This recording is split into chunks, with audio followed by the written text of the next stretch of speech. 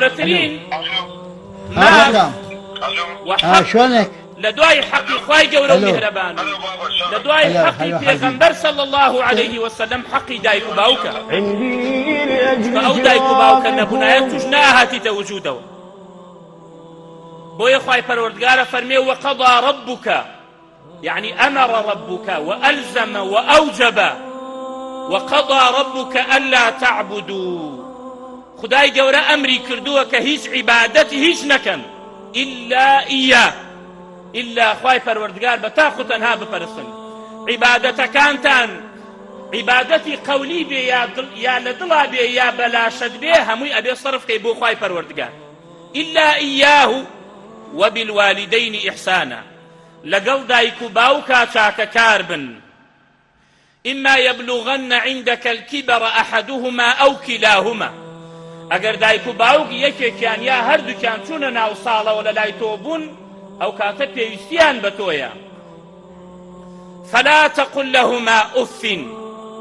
أرض كلمة لو كم ترهبوا يا خواي پروردگار ناوي أبرد أف حقوق والدينا أف ولا تقل لهما أف والأف وسخ الأذن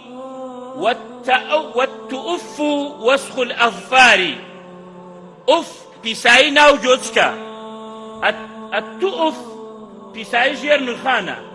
مەبەست لە تؤفە مناڵەکان بە دایک و باوکتان کاتێ چوونە ناو ساڵەوە پیرێژن بوون و یا ئەختیار بوون خۆی ئۆف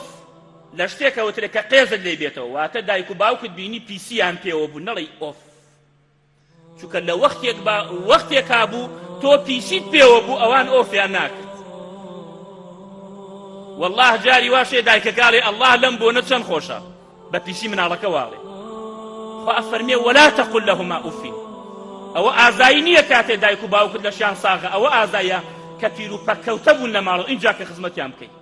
چی لێ بکەم کاکە لە هیچ کۆ بەن نابێت نە لە ماڵ ئێمە نە لە ماڵ فلان تۆ قێزت لێتێتەوە بەن نابێت چی ولا تقل لهما أف ئەوە حقوقی والدینە بە دایک و باوک بڵێ ئۆف لە دەستان با گوێیانش پێوە نەبێت ولا تنهرهما قسەیان مەکە کە ئەوان دڵیان گران بێت و ڕێیان مەکە دەنگ بەرزەوە مەکە بەسەریانە وقل لهما قولا كريما سبحان الله يكي لتابعي برسياري كلا سعيد كري مسيب رحمتي خواه لبيوتي سعيد كري مسيب من هاتي درباري دايكو باوك لقرآن همويتي يقم بس وقل لهما قولا كريما يعني شي فرموي قولا كريما أزاني يعني شي قول العبد المذنب للسيد الفظ الغليظ قول عبدك طبعا سيدي هيا جاء أم عبدتا وانشي كردوا سيدكيشي زور بيايكي تورو زور رقا